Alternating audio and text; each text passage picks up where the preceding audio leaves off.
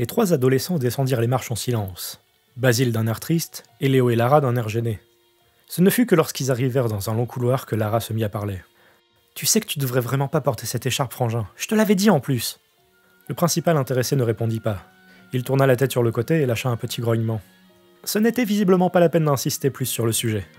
Lara se décida donc d'en changer et s'adressa à Léo d'un ton plus joyeux. « Et donc, tu es arrivé depuis combien de temps ici, Léo ?»« Moi depuis 1 heure environ. » « Mais comment ça se fait que Stan n'est pas avec toi?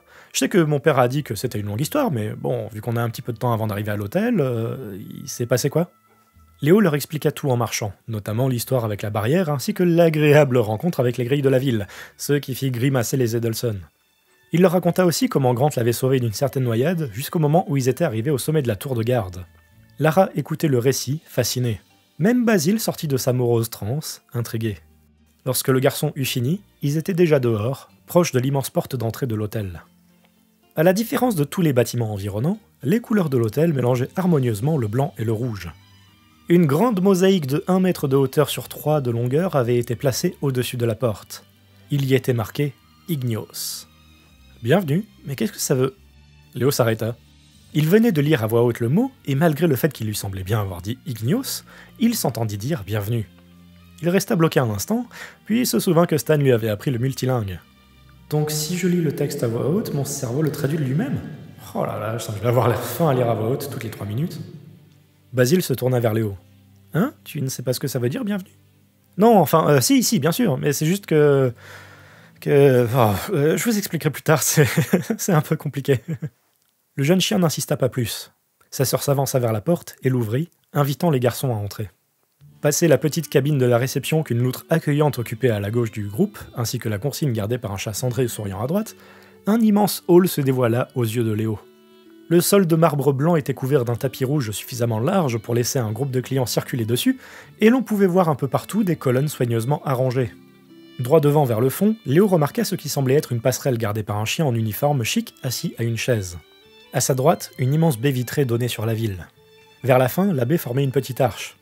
Se pouvait-il que la rivière coulait à l'intérieur du bâtiment? Plus le groupe avança, plus Léo en était persuadé. À sa gauche, le hall continuait vers un grand escalier menant aux étages supérieurs. Il n'y avait pas à dire, cet hôtel était très luxueux et devait coûter horriblement cher. Les adolescents continuèrent d'avancer vers la passerelle, et en effet, la rivière coulait tranquillement dans une très large tranchée. « Ça va toujours, Gus ?» demanda Lara en s'adressant au gardien de la passerelle. « Oui, même si le temps commence à se faire long. Heureusement, j'ai de quoi lire. » Le chien pointa à la pile de 3 livres et un journal posé à côté de sa chaise. « Flo arrive bien dans 2 heures, c'est ça ?» demanda Lara. Gus acquiesça en grimaçant légèrement. « Bah, t'inquiète pas, ça passe vite. Je vais faire la visite à Léo, donc si tu nous entends faire du bruit, c'est normal. » Le chien tourna la tête vers le jeune renard et le regarda avec des yeux ronds. « C'est Léo... » « Davis, oui, le protégé de Stan. Par contre, on n'a pas vraiment beaucoup de temps avant que Stan n'arrive, donc tu pourras lui parler demain, hein, si tu veux. » Léo adressa à Gus un sourire un peu gêné, puis fut emporté par Lara qui lui prit la main et le tira vers la passerelle. Au bout de cette passerelle se trouvait un cul-de-sac avec 3 portes. Celle d'en face portait un écriteau que Léo dut lire à voix haute pour comprendre. Accès interdit. Alors là, c'est là que nous vivons. Lara pointa ensuite la porte sur sa gauche. Et ça, c'est le bureau de mon père. Elle l'ouvrit, laissant Léo y jeter un œil. Il l'utilise quand il reçoit des invités ou des personnes n'ayant des réclamations à faire. Mais à peine eut Léo le temps de passer la tête à travers l'encadrement pour voir que la couleur dominante était le rouge et qu'il y avait un bureau, que Lara referma presque brutalement la porte sur son museau. Mais on s'en fiche, on y va que très peu. Puis elle se retourna vers la porte derrière elle. Et ça, c'est le placard à balai pour cet étage, et où il y a des balais. On nettoie l'hôtel au moins 2 fois par semaine. Elle ouvrit la porte.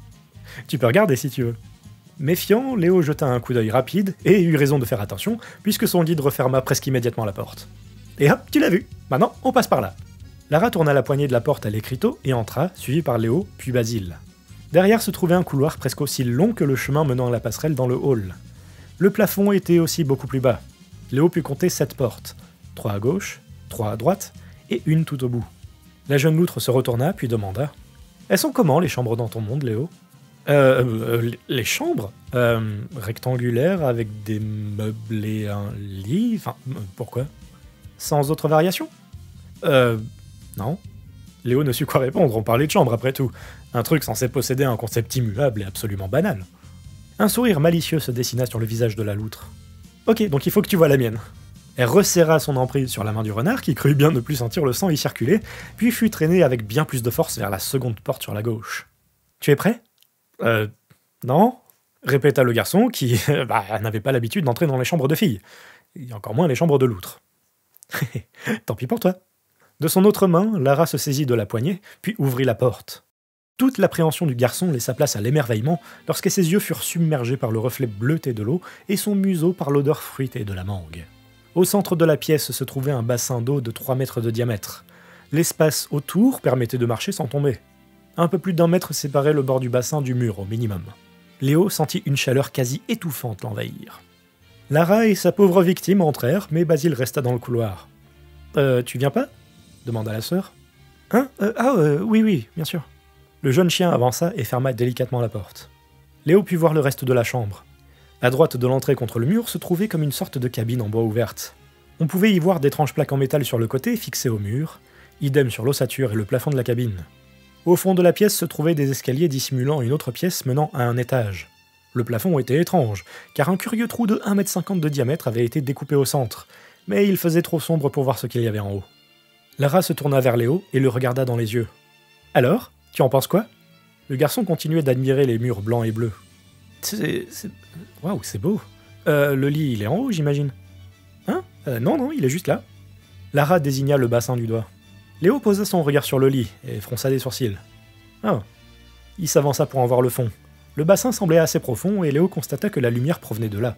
D'étranges pierres brillaient d'un éclat quasi aveuglant, les mêmes que celles dans les lanternes du vestiaire. Il se tourna vers la loutre, puis de nouveau vers le bassin, puis à nouveau vers la loutre. Ouais, en fait, c'est logique. Il pointa du doigt la cabine, puis demanda « Et ça, c'est quoi ?» Lara suivit du regard le doigt du garçon. « Ah, ça !» Elle observa Léo, qui était intrigué par cet appareil, puis sourit. « Eh bien... » Sous le regard surpris et horrifié de Basile, la loutre posa sa main sur l'épaule de Léo et le poussa dans le bassin. Le temps qu'il se rend compte de ce qui venait de se passer, le renard n'eut pas le temps de résister et tomba lamentablement dans l'eau. Il émergea au bout de 3 secondes et regarda la loutre d'un air de pure incompréhension. « Mais t'es complètement folle !» cria un Basile légèrement éclaboussé. Il semblait être le plus choqué des trois. Rigolant malicieusement, Lara monta d'un pas rapide les marches, suivi du regard par Léo. Basile observa la scène puis comprit immédiatement. Léo, mets-toi vite sur le bord !» Sans chercher à comprendre, le jeune renard s'exécuta. Lorsqu'il posa son bras sur le rebord, une ombre noire tomba du plafond au centre du bassin, éclaboussant les 2 garçons. Réémergeant, la jeune fille se mit à rire, puis montra la cabine. « Donc ça, Léo, c'est pour quand tu as soit fini une bonne nuit de sommeil, soit quand tu as connu un accident malencontreux. » Elle plongea au fond du bassin, puis remonta, une petite pierre luisante à la main. « Allez, viens avec moi !» Lara se dirigea gracieusement vers la petite échelle placée au bord du bassin et invita son hôte à monter en premier. Léo tenta difficilement de nager jusqu'à elle, ralenti par le poids de ses vêtements humides. La loutre l'aida à s'extraire de l'eau en le poussant. Lorsqu'il fut extirpé du bassin, Lara lui tendit la pierre. « Hop, tiens-moi ça, s'il te plaît !» Léo n'avait jamais vu une pierre pareille. Elle irradiait d'une forte lumière. Mais il n'eut pas le temps de l'observer plus en détail, car, à peine sortie de l'eau, Lara la prit de ses mains. « Et merci beaucoup. Allez, viens !» Elle l'invita à entrer dans la cabine. Les 2 adolescents se mirent dos à dos, légèrement serrés à cause du manque de place. Léo était clairement gêné par la situation, là où Lara semblait s'en amuser. Puis elle posa la pierre dans le petit cylindre à eau et appuya sur un bouton. Lentement mais sûrement, le garçon sentit la chaleur lui parvenir, puis au bout de 10 secondes, des bourrasques chaudes le bousculaient dans tous les sens. Au bout d'une vingtaine de secondes, Léo sentit que sa chemise et son ventre étaient secs. « Retourne-toi !» lui ordonna Lara, sa voix légèrement plus forte que les forts vents les assaillants. Léo hésita quelques secondes, puis sentit qu'elle bougeait derrière lui. Résigné, il en fit de même, se retrouvant museau à museau avec la loutre. « Bonjour !» lui dit-elle, amusée par la situation. Malgré la chaleur et le fait que sa fourrure le dissimulait, le garçon se sentit rougir comme jamais il ne l'avait fait de sa vie. Il sentit les poils sur son museau se dresser et fit tout pour éviter le regard de sa tortionnaire. Les 10 secondes qui suivirent lui semblèrent être les plus embarrassantes de sa vie, jusqu'à ce qu'elle décide de l'attaquer avec une petite bise sur le bout de la truffe, ce qui ne manquait pas de l'achever. « C'est bon, c'est fini !» Elle descendit souriante et sautillante de la cabine sous le regard exaspéré de son frère. Léo resta coincé à l'intérieur dans un état de confusion extrême. Lara se redirigea vers les escaliers. « Vous venez ?» Basile arriva sans dire un mot, tandis que Léo mit 5 secondes avant de se souvenir ce qu'étaient des jambes et de la façon de s'en servir pour suivre ce duo improbable. Tous 3 montèrent les marches. À l'étage, Léo vit le fameux trou placé pile au centre de la pièce.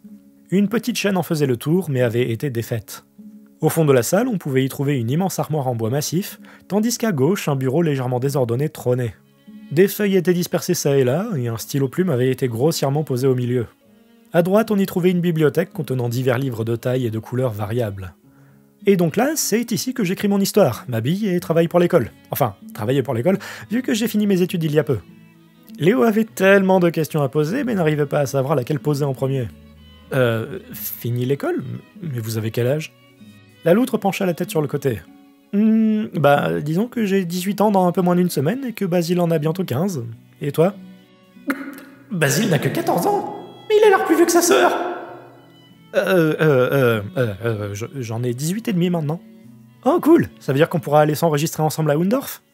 Puis voyant le regard interrogateur du renard, elle lui demanda « Vous ne faites pas ça chez vous ?»« Non, ça se fait à la naissance chez nous, enfin, si tu parles bien de ce à quoi je pense. » Lara semblait confuse. « Attends, ça veut dire que vous pouvez travailler dès votre naissance ?» Ce fut au tour de Léo de bloquer. Lara lui expliqua que pour travailler et être indépendant, un habitant de cette île, Dizia, devait aller s'enregistrer à Hundorf lorsqu'il avait 18 ans pour recevoir une carte de travailleur, faute de quoi il ne serait pas en mesure de manger à sa faim. Pour permettre à tout le monde de travailler, l'organisation était telle qu'une personne devait fournir un effort physique utile à la communauté, l'équivalent de 4 jours sur 7, faire un tour de garde le 5e jour, et profiter des 2 derniers soit pour se reposer, soit pour continuer à travailler sur ses projets personnels. Ah ouais, donc si je suis bien ce raisonnement, l'argent n'existe pas? Toutes ces explications faisaient tourner les méninges de Léo à 100 à l'heure.